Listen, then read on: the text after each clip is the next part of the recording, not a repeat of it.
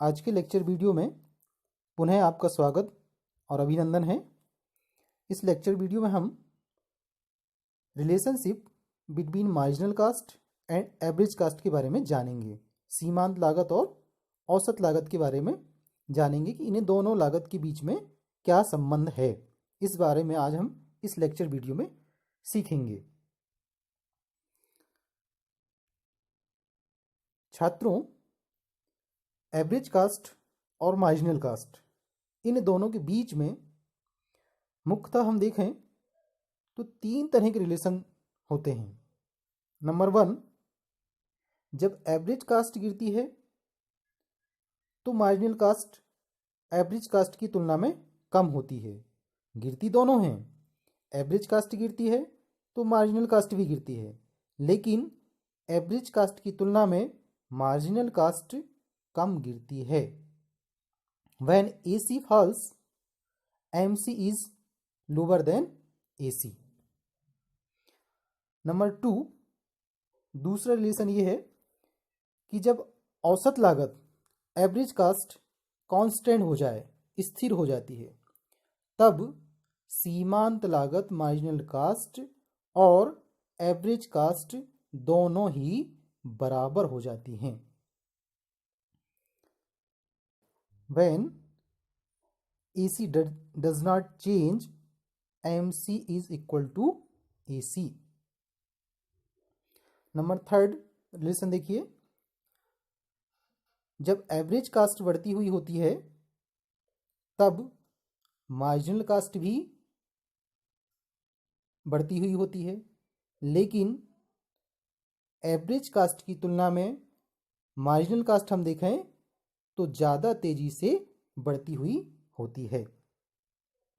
When AC rises, MC is greater than AC.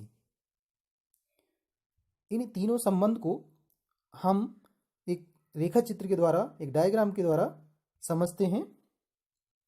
इस diagram में आप देखिए, OX एक्सिस पे हमने आउटपुट को और OY एक्सिस पे हमने कास्ट को दर्शाया हुआ है। डायग्राम में AC एवरेज कास्ट कर्व है और MC मार्जिनल कास्ट कर्व है। यहाँ पर इस डायग्राम में सबसे पहले हम ये जो फर्स्ट वाला रिलेशन है उस रिलेशन को चेक करेंगे। तो यहाँ पर इस डायग्राम में आप देखिए, E बिंदु के पहले आप देखिए, पॉइंट E के पहले आप देखिए तो AC कंटिन्यू नीचे गिर रहा है बिंदु E तक, और MC भी गिर रही है, MC कर्व भी गिर रहा है देखिए, लेकिन MC कर्व केवल F बिंदु तक ही गिर रहा है। यानी इसका मतलब ये हुआ कि AC घटती हुई होगी तो MC भी घटेगी, लेकिन यह आवश्यक नहीं है कि जब तक AC घटेगी तब तक MC घटे, यह आवश्यक नहीं है। MC देखिए F बिंदु के बाद ऊपर की ओर बढ़ने लगी है। यह पहला रिलेशन हुआ कि जब AC गिरती हुई हो तब MC भी गिरती है, लेकिन AC की तुलना में MC कम गति से गिरती हुई होती है, अर्थात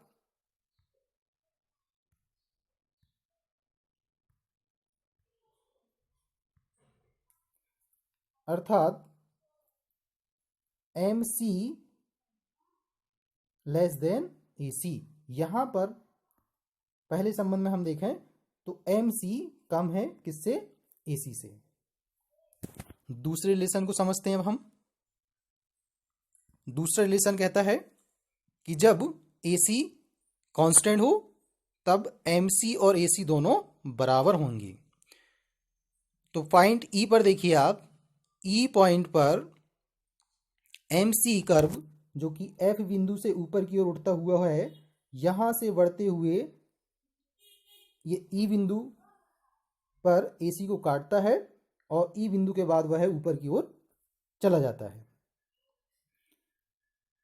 MC कर्व AC को ई बिंदु पर काट रहा है, लेकिन जो ई बिंदु है वह बिंदु AC का न्यूनतम बिंदु है।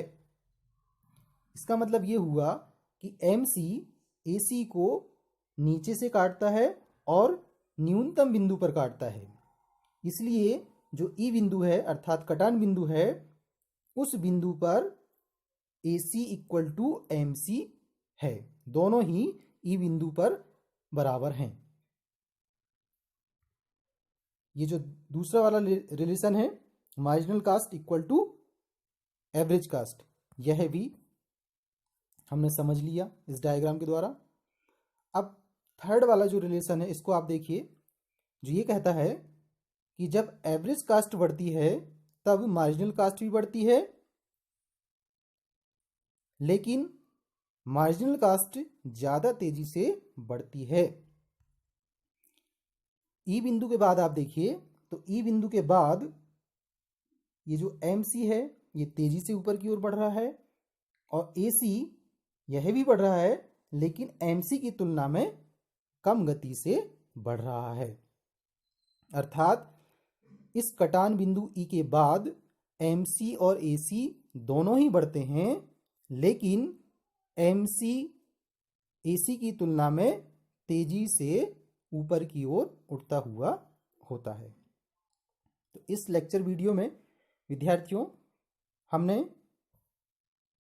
एवरेज कास्ट और मार्जिनल कास्ट इन दोनों के बारे में, इन दोनों के बीच के रिलेशन के बारे में हमने जाना। इस तरह से विद्यार्थियों इस लेक्चर वीडियो में हमने एवरेज कास्ट और मार्जिनल कास्ट इन दोनों के बीच के रिलेशनशिप को जाना।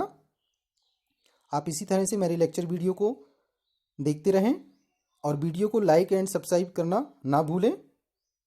आप वीडियो को लाइक एंड सब्सक्राइब ज़रूर करें ताकि आपको मेरे द्वारा बनाए गए नए नए लेक्चर वीडियो तत्काल मिल सकें। थैंक्स।